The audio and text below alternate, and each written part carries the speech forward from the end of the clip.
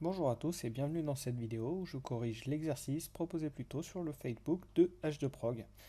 Donc cet exercice concerne la création d'un cercle et le calcul de son périmètre et de son aire. On voit ça directement dans Visual Studio Code. Une fois dans Visual Studio Code, on va créer un premier fichier qu'on va appeler cercle.js et à l'intérieur, on va commencer déjà par permettre l'affichage du menu. On va créer un menu et on va le faire dans une fonction qu'on va appeler afficher menu tout simplement. Et dans cette fonction-là, on va du coup mettre tout le texte nécessaire pour créer ce menu. Donc on va créer toutes les possibilités. La première, c'est créer le rayon, ou j'aurais pu écrire définir le rayon du cercle d'ailleurs, du cercle. On va faire un saut de ligne après ce message-là. On va compléter ce texte en mettant la deuxième possibilité qui sera de afficher le périmètre. On va rajouter ici aussi le \n. Et enfin, on va donner la troisième possibilité qui sera d'afficher la surface. Et là, on va aussi rajouter un \n à la fin. Et il nous reste à afficher le résultat de cette variable. Donc on affiche txt. Et maintenant, il ne nous reste plus qu'à appeler la fonction. Donc on appelle la fonction dans notre programme principal. Donc on va mettre ici. Et directement, si on exécute ce code, alors je vais nettoyer ça, on va ouvrir dans le terminal notre fichier cercle.js ici, et derrière on peut lancer en faisant node cercle.js. Bien entendu, vous avez besoin d'avoir node d'installer pour pouvoir exécuter votre code en JavaScript. Donc une fois que vous l'avez lancé, là dans cette première étape, vous aurez bien le menu qui s'affiche à l'écran. On va juste rajouter des majuscules ici, et on est bon pour passer à la suite. Nous allons maintenant réaliser la deuxième étape et nous allons faire en sorte que l'utilisateur puisse saisir une des trois possibilités que nous avons définies dans le menu. Pour ce faire, on va devoir installer un module et on va installer le module Readline 5 car de base, on n'est pas capable en JavaScript de réaliser une saisie. Donc on se rajoute ce module-là en faisant un npm install. Une fois installé, vous aurez directement un dossier qui va se créer qui s'appelle NodeModule qui va contenir à l'intérieur le dossier Readline 5 donc qui contient donc le module. Et on aura un fichier package.log.json qu'on ne va pas toucher d'ailleurs. Donc une fois installé, vous allez l'utiliser en faisant un require dans votre fichier cercle.js et on va faire var readline, donc on définit une variable qui va récupérer le require de readline 5. On va maintenant pouvoir utiliser ce module-là en appelant la fonction question qui va permettre de réaliser une saisie. Donc on va mettre dans une variable, on va l'appeler choix menu et on va faire readline.question et on va y mettre la question qu'on veut. Donc quel est votre choix? Et on va lancer ça pour regarder ce que ça donne. Donc on relance. Et là, on voit qu'on a bien notre menu qui s'affiche et ensuite on a notre question qui apparaît. Donc là, on peut faire réaliser une saisie. Et le programme quitte puisque pour le moment, on ne fait rien. Nous allons maintenant permettre de réaliser une action en fonction de choix menu. Et pour ça, on va utiliser un switch case. Donc switch la variable choix menu. On va réaliser une action en faisant case 1. On lancera une fonction qui s'appellera définir rayon. Donc on va déjà la nommer. On va faire un break à la suite. Un case 2. Donc le deuxième cas, ce sera afficher périmètre. Donc on va également faire une fonction. On met un break. On fait le case 3. Afficher surface.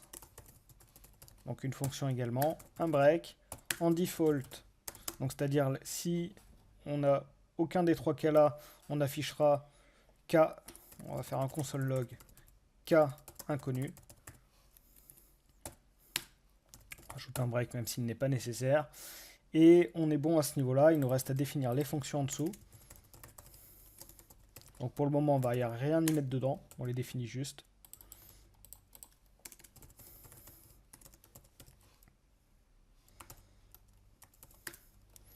Et la dernière, afficher surface. On les remplira plus tard.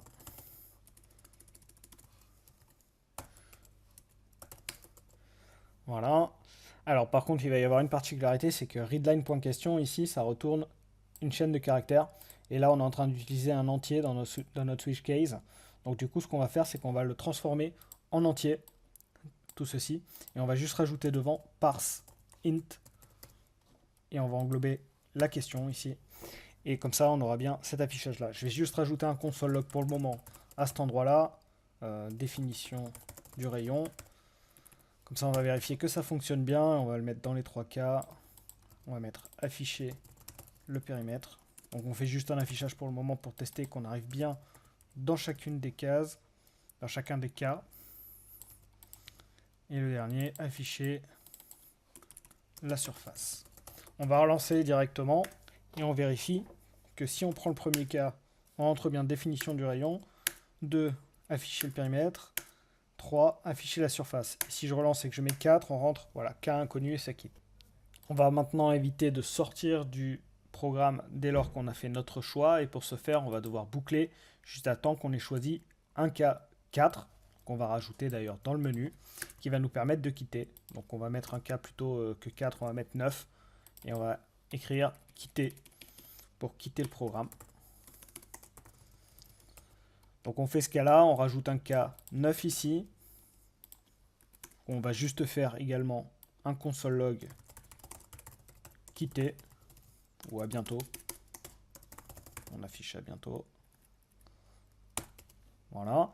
Et il nous reste à englober notre fonction ici, enfin notre switch d'un while qui va nous permettre de boucler juste à temps qu'on ait choisi le K9.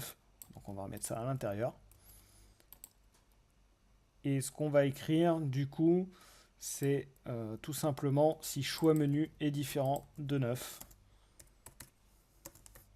Ce qui serait intéressant, par contre, ce serait de réaliser la saisie et d'afficher le menu à l'intérieur de notre while. Donc ce qu'on va faire, c'est qu'on va le définir au tout début ici, donc dans le while.